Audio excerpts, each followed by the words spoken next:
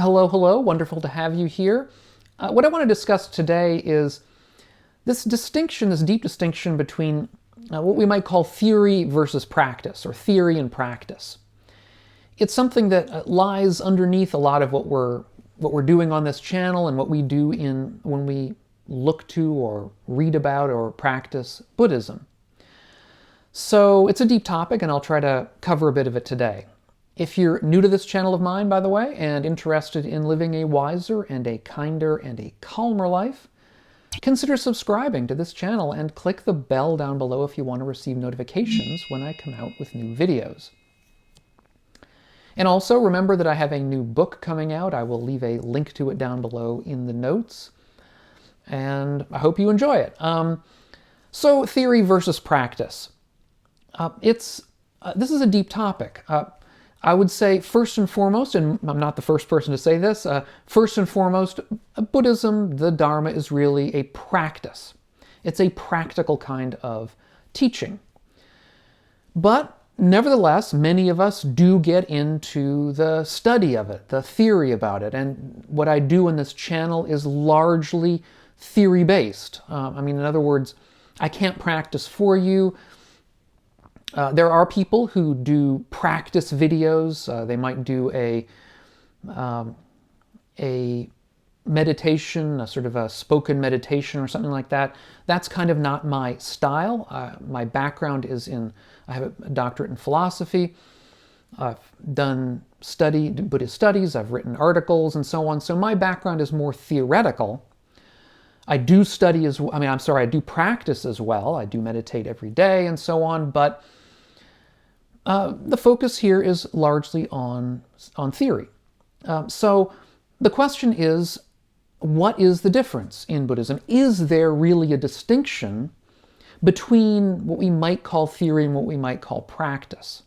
Nowadays, when we think about Buddhism generally, we're liable to, let's say, to distinguish between, sort of geeky types like myself who are interested in sort of the texts and the theory and so on, and let's say experts in meditation, of which I know quite a few, people who have deep knowledge of how to meditate and have done that for many, many years, but maybe don't know so much about Buddhist theory in general. We can also think of, let's say, professors of Buddhist studies at universities who may indeed know an enormous amount about the historical background and the texts and so on, but who perhaps have never meditated in their lives. Is there a big difference here? Is there a difference that makes a difference in kind here between these different kinds of people, or different kinds of practitioners, if you like? Are the professors even practitioners at all, we might ask? Well, is there something to practice in Buddhism besides meditation? Well, yes, of course there is. The first of if we think of the Buddha Dharma in three parts, which is perhaps its simplest way of being understood, ethics, meditation, and wisdom, well, the first part of that is ethics. And so part of Buddhist practice clearly is an ethical practice, right? That we're not supposed, there's the five precepts that are, I'll leave a link to a video I did below on the five precepts if you aren't familiar with them, but essentially they are rules of thumb that we should keep in mind that'll help us not to harm people or harm things, harm the environment around us.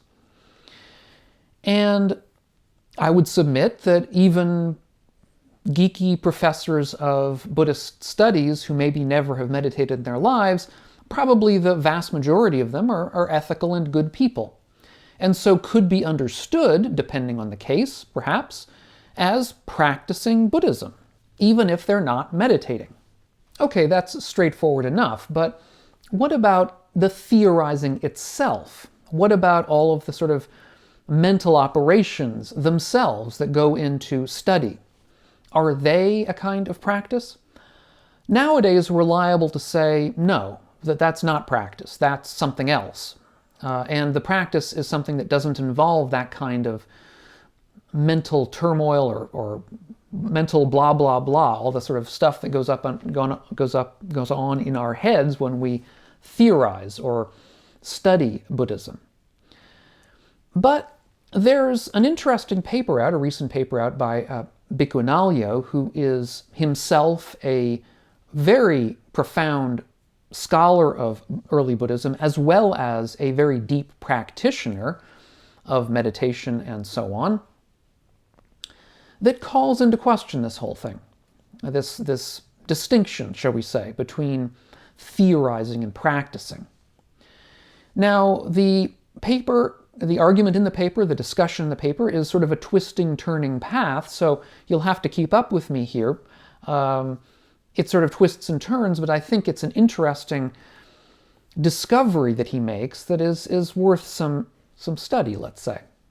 There's one early sutta called the Saṅgīti Sutta, or the Sutta on chanting together, where Sariputta, who is considered the Buddha's wisest disciple, leads the monastics in a chanting together of the Dharma, basically. This is a time, I would assume, at the end, near the end of the Buddha's life, when, after the head of the Jain community has died and the Jains have fallen into dispute and discussion over the Jain Dharma, and Sariputta did not want that to happen with the Buddha's Sangha. So he wanted everybody to be on the same page, basically. So as a result, he had everybody recite together basically the fundamental points of the Dharma. It's a very compacted, it's a long sutta, but compared to the entirety of the suttas, it's obviously very short. So he wants them to basically recite a bunch of key points in the Dharma. And one of these has to do with wisdom. There we read that there are three kinds of wisdom. Wisdom produced by reflection, wisdom produced by hearing, and wisdom produced by cultivation. Now this is in the Pāli tradition, and as we'll see, and it may be clear to you already, this ordering of these three terms is somewhat odd. Why is reflection before hearing? It's reflection, then hearing, and then cultivation, or practice, you might say. Well, the 5th century Buddhist scholar Buddhaghosa wrote a large manual called the Visuddhimagga. It's probably the most famous compendium of the Dharma in the Theravada commentarial community. And in that book, Buddhaghosa discusses these three types of wisdom. He says that the first type, that is to say, wisdom based upon reflection, that, he says, is the sort of wisdom that we gain without having heard it from anybody else. We simply, perhaps, go about our lives in the world, we do what we normally do, and some insight comes to mind, or some process of thinking comes to mind, and that leads us towards wisdom by ourselves. The second type, the type where we hear something. Well, that's obvious. We hear a wise saying, perhaps from the Buddha, perhaps from a disciple, and that makes something click in our minds and we gain wisdom that way. And the third type, cultivation, that's where we're undergoing some meditative practice, perhaps some very deep, focused meditation, such as jhanic meditation, where we're absorbed in some kind of meditative experience, and we gain insight or wisdom that way. And this understanding seems to leave these three types of wisdom as quite separate, that they're not interrelated in any interesting way. That is to say that we gain some kinds of wisdom by ourselves, we gain other kinds of wisdom by hearing it, we gain other kinds of wisdom by, we might say, practicing meditation perhaps. And this leads to an idea of sort of a bifurcated understanding or trifurcated understanding of what wisdom is, in which it makes some sense to think of there being an essential separation between study and practice. So study is something that perhaps we the wisdom we gain through study is something that we gain perhaps either through ourselves, through studying the world on our own, through studying the words that we've heard from somebody, or we might, on the third hand, if we had three hands, on the third hand, we might gain wisdom through practice, that is to say, through meditative insight. So that's the kind of picture that we get in the Pāli version of this sutta through, let's say, Buddhaghosa. Okay, well, the interesting thing about this trio of wisdoms, of reflection, hearing, and cultivation, is that if we look at other recensions, other versions of this same sutta in different languages from Pāli, we find that two of these terms are reversed. In particular, as Analayo points out, in a Sanskrit fragment of the same sutta, what we hear is that there are three kinds of wisdom: wisdom from hearing, wisdom from reflection, and wisdom from cultivation. And indeed, in a couple of other texts in the Pāli tradition, so actually in Pāli, but somewhat later, before Buddhaghosa, but somewhat later than the suttas themselves, we also read texts that have them in that same order: hearing, reflection, and cultivation.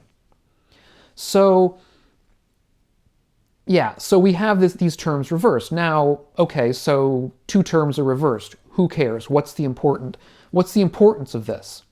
Well, as Analayo argues, this reversal here actually makes a huge difference, because all of a sudden it makes clear the interrelationship between these three forms of wisdom. They're not like three discrete forms of wisdom that we can gain in three completely different ways. Rather, it's one integrated understanding of how we come to wisdom. That is, we first hear something from another. That's the first type: hearing, reflection, cultivation. We first hear about wisdom, let's say from the Buddha. Then we reflect upon it. We reflect upon what we've heard.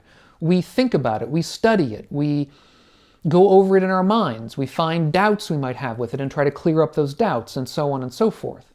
And then, having done that, we then cultivate that wisdom. We, for example, might cultivate it through meditation. We might cultivate it through action in the world. We might cultivate it through ethical action, different ways. But in any event, we then cultivate that understanding in our lives. We bring it into the world. We don't simply leave it up in our heads, but we bring it out into the world. And this makes, as I say, makes clear the interrelationship of wisdom. Wisdom is only one kind of thing here, but it's being brought out in three ways, but three ways that lead in a certain direction. It's not three completely distinct kinds of wisdom, as it were. Now, in a recent paper, the Buddhist studies scholar Dave Fiordalis has taken ideas from a French philosopher named Pierre Hadot into Buddhism, to try to use Pierre Hadot's ideas to illuminate some ideas within Buddhism. So Pierre Hadot, really his study was about ancient Greek philosophy, and one of the things he points out is that in ancient Greece, they had a number of what we might call spiritual exercises that were used in order to make our minds and our lives better and to make the world better. And these spiritual exercises involved such things as study, reasoning, and so on. But they were exercises that we were supposed to undertake on a regular basis. I mean, we find this sort of thing in Stoicism, for instance, Epicureanism, and in other kinds of ancient Greek philosophies that some of us may be aware of, and that are in many respects quite similar to Buddhism. Pierre Hadot therefore argues that in ancient Greece there was no hard and fast distinction between theory and practice, or study and practice. Theory and practice were the same. In other words, one studied, one theorized, one reasoned as a kind of practice, as a spiritual exercise of a type.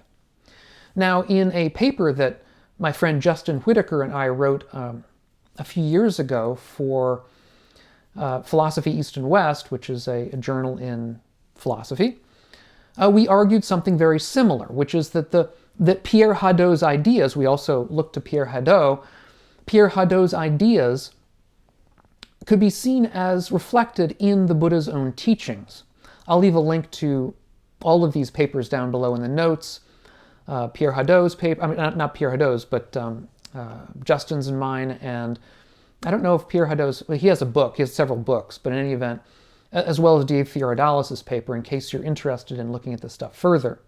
Now, to take one paradigmatic example from Buddhism, we should look to mindfulness meditation itself, in particular contemplation of the body. That's what Analayo does in his paper.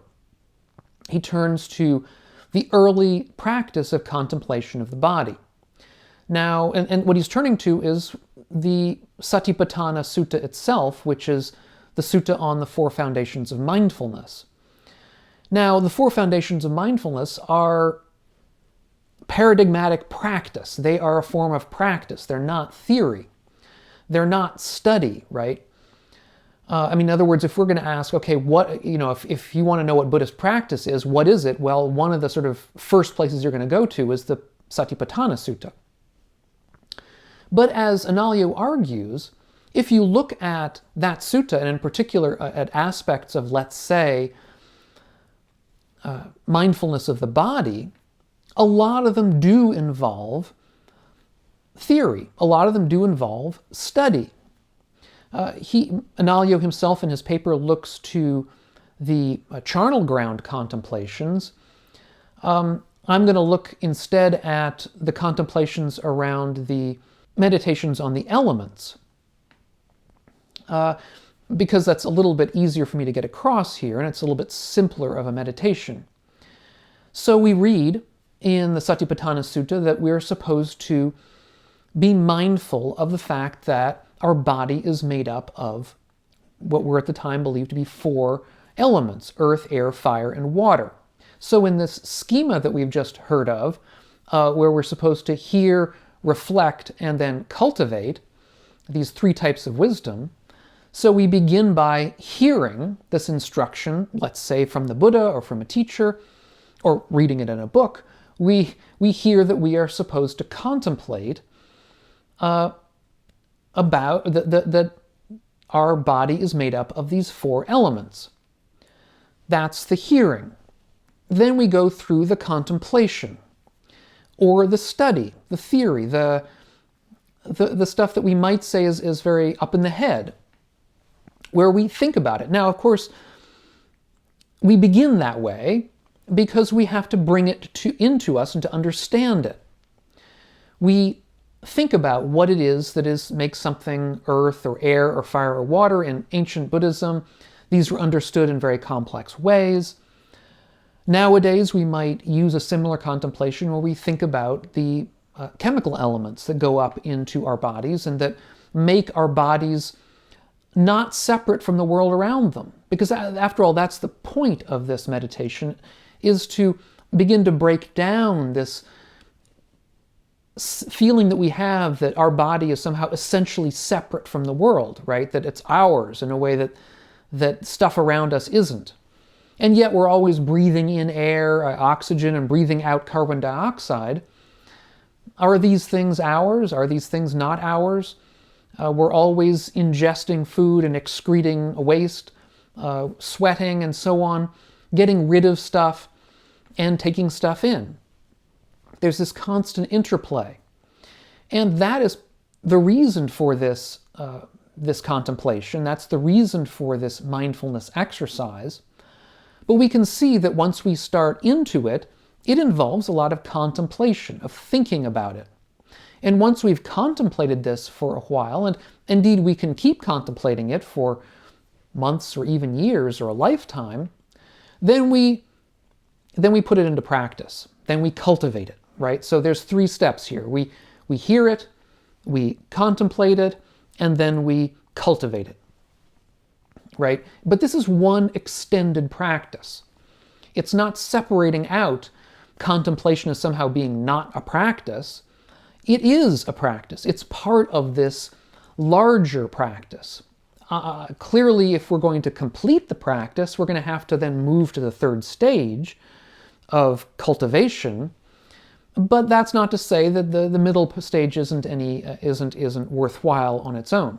And indeed, as Analayo points out in this paper, if we look at the early texts, enlightenment is not something that only occurs during meditation, during cultivation, our tendency to cultivate. Sometimes enlightenment occurs during contemplation, during the second stage. One prime example is we find in the Bhikkhu Sutta, where Bhikkhu, who is a non-Buddhist, he is a renunciate from a different tradition, comes to the Buddha after having understood that he hasn't really become enlightened yet. And so he asks the Buddha for a short Dharma teaching. And the Buddha gives him an extremely short Dharma teaching, very compact. And after hearing what amounts to only a handful of words, something clicks in Bhikkhu's mind and he becomes enlightened. That's at least the story that comes down to us. And I think this is a perfect example of somebody who becomes enlightened simply by contemplating some feature of experience, some feature of lived reality. Now, that's not to say, of course, that meditation or practice or cultivation isn't also critically important. In the case of Bhikkhu, for example, it's clear that he'd had a lifetime of practice. Now, it wasn't specifically in Buddhist practices. We don't really know what it was, but we have to assume that he had a lifetime of very deep practice and that he was really just very close. So practice is, of course, that is to say, what we term practice nowadays, meditation and so on, is critically important, but we shouldn't lose sight of the bigger picture, which is that study, knowledge of the Dharma, what we find intellectually stimulating in the Dharma, that spending time with that is also a form of practice and should be seen as such. Now, if you're not familiar with the foundations of mindfulness or want a refresher of it, I did videos about the 4 foundations of mindfulness a while back, and I will leave a link to a playlist up here on the screen where you can start off with the mindfulness of the body, which is what I've just been discussing recently. If you're getting something out of these videos of mine, consider taking a look over at my Patreon page, which is linked down below, and seeing if you would like to help support the channel. Thanks so much to all my patrons over on Patreon. Thanks for watching, and we'll catch you on the next video.